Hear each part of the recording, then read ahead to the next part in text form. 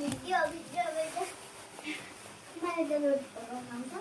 मलाई पनि मलाई दुध अस्ति मैले दुध चिया मैले रोटी मात्रै बनाउन आउँछ अनि मलाई दुध अनि मैले एउटा रोटी ल्याएर सस हालिदियो लास्टमा पनि सस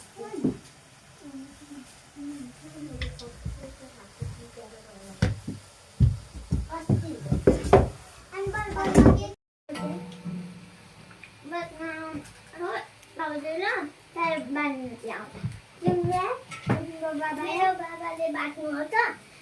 बाँध्नु चाहिँ टुप्पीमा बाँधिदिनु हुँदैन